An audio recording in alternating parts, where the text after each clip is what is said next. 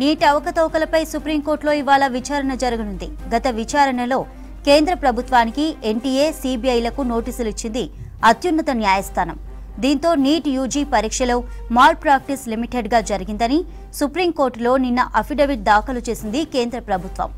IIT Madras ఇచ్చిన నివేదికలో ఏ అభ్యర్థులకు అసాధారణ మార్కులు రాలేవని తెలిపింది. ఇప్పటికే పేపర్ లీకేజీలో 11 మందిని అరెస్టు చేశామని, నీట్ యూజీ కౌన్సిలింగ్ జూలై 3వ వారంలో ప్రారంభిస్తామని అఫిడవిట్లో తెలిపింది కేంద్రం. దీనిపై ఇవాళ chief justice Chandrachud, justice Pardiwala, justice Manoj మిశ్రాలతో కూడిన బెంచ్ విచారణ చేయనుంది. ఇదే ఇష్యూపై మరిన్ని డీటెయిల్స్ అందించడానికి సదానందం లైవ్ లో ఉన్నారు. సదా, అప్డేట్స్ ఏంటి? ఎస్ చంద్రిక, ఈరోజు నీట్ యూజీ ఎగ్జామ్ని రద్దు చేస్తూ రీటెస్ట్ నిర్వహించాలని సుప్రీంకోర్టులో దాఖలైన పిటిషన్లపైన విచారణ జరగనుంది. So supreme court chief justice Y V Chandrachud, అలాగే జస్టిస్ పార్దివాలా, అలాగే జస్టిస్ మనోజ్ మిశ్రా తోటి కూడిన బెంచ్ ఈ ధర్మాసనం ఈరోజు ఈ పిటిషన్లపైన విచారణ చేయనుంది. ఈరోజు ఐటమ్ నెంబర్ 43 వచ్చింది. అంటే ఆఫ్టర్నూన్ 12 o'clock ఆ టైం వరకు దీనిపైన విచారణ స్టార్ట్ కానుంది. సో యాక్చువల్గా జూలై 8th రోజు, అంటే 3 days బ్యాక్ విచారణ చేపట్టిన సుప్రీంకోర్టు ఇటు కేంద్ర ప్రభుత్వానికి, నేషనల్ టెస్టింగ్ ఏజెన్సీకి, దీంతోపాటు సిబిఐకి వీళ్ళు అఫిడవిట్లు దాఖలు చేయాలంటూ కూడా ఆ రోజు ఆదేశాలు ఇచ్చింది. సో ఇప్పటి వరకు కేంద్రం అసలు ఎలా జరిగింది, ఈ లీకేజ్ అనేది ఎలా జరిగింది, దీని ఎంతవరకు ఈ పేపర్ వైడ్ స్ప్రెడ్ అయింది, దీంతో పాటు దీని కారకులు ఎవరు అనే అంశాలపైన మీరు ఒక అఫిడవిట్ దాఖలు చేయాలంటూ కూడా ఇటు కేంద్రం అలాగే నీట్ ఇద్దరికి కూడా ఆదేశాలు జారీ చేసింది. సో దాంతో నిన్న ఇటు కేంద్ర ప్రభుత్వం సుప్రీంకోర్టులో ఒక అఫిడవిట్ దాఖలు చేసింది. సో దాంట్లో వీళ్ళు ముఖ్యంగా పేర్కొన్న అంశాలు ఏంటంటే, ఇప్పటి వరకు ఇది టెస్ట్ అనేది మేము ఒక ఐఐటి మద్రాస్ తోటి ఒక పూర్తిగా దీనిపైన రీసెర్చ్ చేయించాము. ఇది వైడ్ స్ప్రెడ్గా మాల్ ప్రాక్టీస్ అనేది జరగలేదు, కేవలం కొన్ని చోట్ల మాత్రమే ఈ మాల్ ప్రాక్టీసెస్ జరిగింది. సో లాస్ట్ ఇయర్ అలాగే ఈ ఇయర్ 2 times మేము కండక్ట్ చేసిన ఎగ్జామ్స్ అలాగే ర్యాంక్స్, ఇటు ఎగ్జామ్ సెంటర్స్ వైజు అలాగే సిటీ వైజు మేము దీనిపైన ఒక రీసెర్చ్ చేయించాం. ఐఐటి మద్రాస్ వాళ్ళు దీనిపైన రీసెర్చ్ చేశారు. వాళ్ళు క్లియర్గా చెప్పింది ఏంటంటే, మాల్ ప్రాక్టీస్ అనేది వైడ్ స్ప్రెడ్గా జరగలేదు, కేవలం కొన్ని సెంటర్లో మాత్రమే జరిగిందంటూ వాళ్ళు ఒక రిపోర్ట్ ఇచ్చారంటూ ఆ రిపోర్ట్ను కూడా వీళ్ళు అఫిడవిట్లో ఫైల్ చేశారు. సో దాంట్లో ఏముందంటే, లాస్ట్ ఇయర్కి ఈ ఇయర్కి 550 నుంచి 720 మార్క్స్ మధ్యలో వచ్చిన వాళ్ళు 5% పెరిగారు. సో ఇది పెరగడానికి కూడా ప్రధాన కారణం ఏంటంటే, ఈసారి 25% ఆఫ్ ద సిలబస్ని తగ్గించాం కాబట్టి సో 550 అబోవ్ వచ్చిన మార్క్స్ వచ్చిన వాళ్ళంతా కూడా 5% పెరిగారు. అది అక్రాస్ ద సిటీస్, కేవలం ఒక సిటీయో ఒక సెంటరో అన్నట్టుగా లేదు, మొత్తం దేశవ్యాప్తంగా అన్ని సిటీస్లో అన్ని ప్లేసెస్లో అక్రాస్ ద కంట్రీ వీళ్ళు ఈ 5% అనేది 550 అబోవ్ మార్క్స్ వచ్చిన వాళ్ళు పెరిగారు. కాబట్టి సో ఈ మాల్ ప్రాక్టీసెస్ అనేది వైడ్ స్ప్రెడ్గా జరిగింది అనడానికి ఎక్కడ కూడా కనిపించట్లేదు అంటూ కూడా కేంద్రం సమర్పించిన అఫిడవిట్లో పేర్కొంది. ఇక ఇదే కాకుండా ఇటు టెలిగ్రామ్లో ఒక వీడియో సర్క్యులేట్ అయింది. సో అది ఎగ్జామ్, అంటే May 5th రోజు ఎగ్జామ్ కండక్ట్ చేస్తే May 4th రోజే ఒక ఇది పేపర్ లీక్ అయిందంటూ టెలిగ్రామ్లో ఒక వీడియో వచ్చిందంటూ కూడా సర్క్యులేట్ అయింది. సో ఆ వీడియోని పరిశీలించాం. ఇటు సైబర్ సెక్యూరిటీ